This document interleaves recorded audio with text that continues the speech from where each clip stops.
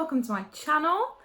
Today's video is going to be all about spoon theory. You may or may not have heard of the term the spoon theory before, or you may have seen people online calling themselves a spoonie and thought, why is everyone so obsessed with spoons in the chronic illness community? Well, I'm here to tell you why. No, we're not all like weird spoon collectors or people who are learning to play the spoons. Not that there's anything wrong with anyone wanting to play the spoons. I mean, it's one more instrument than I can play. Actually, I take that back. I'm actually pretty good at the triangle. But yes, today I'm going to tell you all about the spoon theory. So the spoon theory was written by Christine. Now, I'm not entirely sure how to pronounce her last name, so I apologise now if you ever watch this, Christine. Okay, so let's try.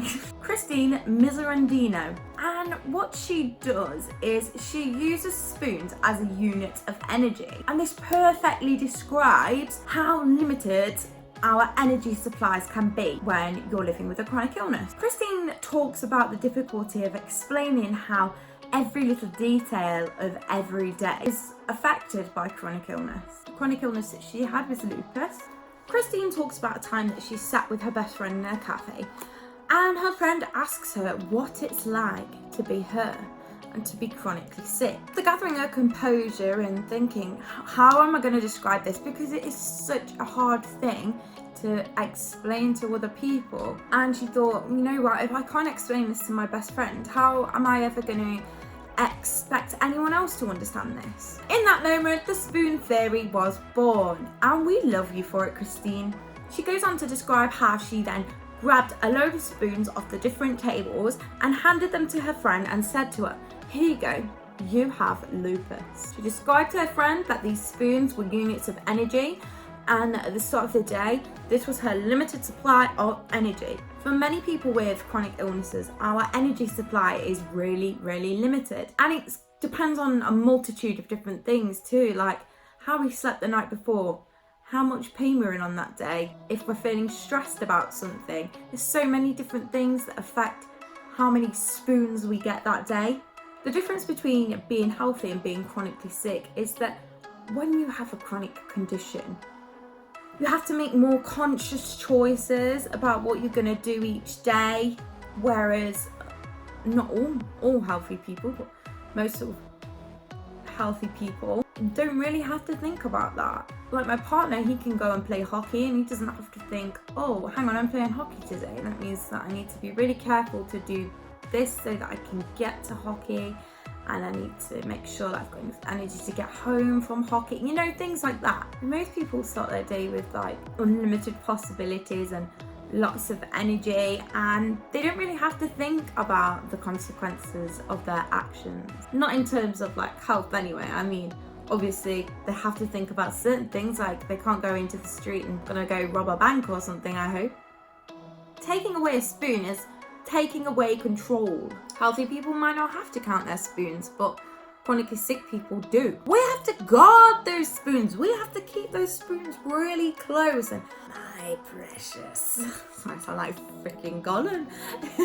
No, like our spoons are we have to be so careful with them, or we have to guard them really close. So what Christine then did was she looked around the restaurant, as I said, saw a load of spoons, grabbed a load of spoons, handed 12 spoons to her friend and said, here you go, you have lupus.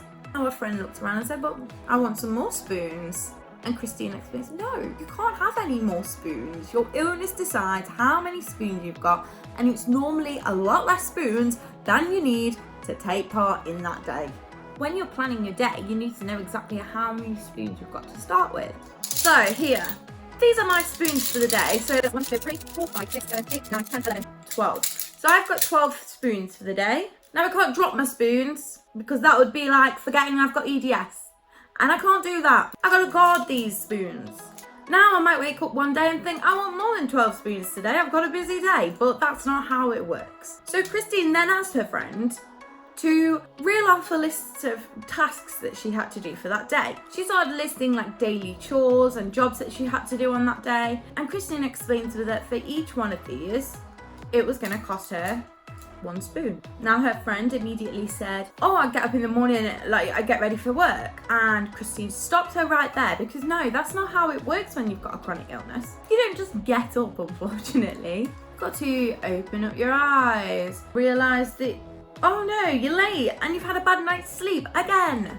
You've got to crawl out of bed. You've got to make yourself something to eat before you can do anything, because you have to eat with your medication. And if you don't take your medication, then you may as well give up all the spoons for that day there and then. And tomorrow as well. So she quickly took away a spoon off her friend, and her friend realised she hadn't even actually got dressed yet. She had a shower, that cost her a spoon. Also, reaching high and low and washing your hair and shaving your legs or whatever, that also costs you more spoons. So it depends what kind of shower you've had. Getting dressed, worth another spoon. And Christine then stopped her friend and explained to her how every single little detail needs to be really thought out. You can't simply just put your clothes on when you're chronically sick. You have to see what clothes you can actually put on. Like for me, I have days where my hands are really bad, so I'd struggle to do things like with a zip, or my tummy might be swollen, so I won't be able to wear like a pair of jeans or something that's going to hurt me more. Christine explains that she thinks her friend was starting to understand when she hadn't even gotten to work yet and she'd already lost 6 of her spoons. She then explained to her friend that she was going to have to really think about the rest of the day, because when your spoons are gone, they are gone. Sometimes you can like borrow a spoon from the next day, but then you've got to think about how difficult the next day is going to be when you've got even less spoons. She also explained that someone who is sick always has that looming horrible thought over them that they might like catch a cold or catch the flu or an infection or something else that might be really dangerous. You really don't want to run low on spoons, because you never know when you're really going to need them. So you don't want to be like borrowing from the next day. It's not meant to sound depressing, and it's not meant to make people feel sorry for us, but it's being realistic. And unfortunately, being prepared for the worst is like a normal thing for people with chronic illnesses. She then carried on to go through the rest of the day with her friend, and she realised that skipping lunch was also going to cost her an extra spoon, as well as standing on a train and typing at the computer for too long. We're forced to make choices and think about things differently. Hypothetically, she had to like choose not to run errands and do certain things because she knew that she would have no spoons left for the rest of the day, and she wouldn't be able to eat at dinner at night. When she got to the end of the hypothetical day, she said that she was hungry. Now, Christine then had to explain to her friend that she only had 1 spoon left. Then we're in a predicament, because if she cooked, she wouldn't have enough spoons left to be able to wash the pots. If she went out for dinner, she might be too tired to drive home safely. Then she also explained, potentially on that day, that she might have been so nauseous cooking wasn't going to be able to happen anyway. So now her friends decided to have soup. It's 7 p.m. She's got the rest of the evening to do as she wants, but she's only got 1 spoon left. What are you going to do with that 1 spoon? Are you going to do something fun?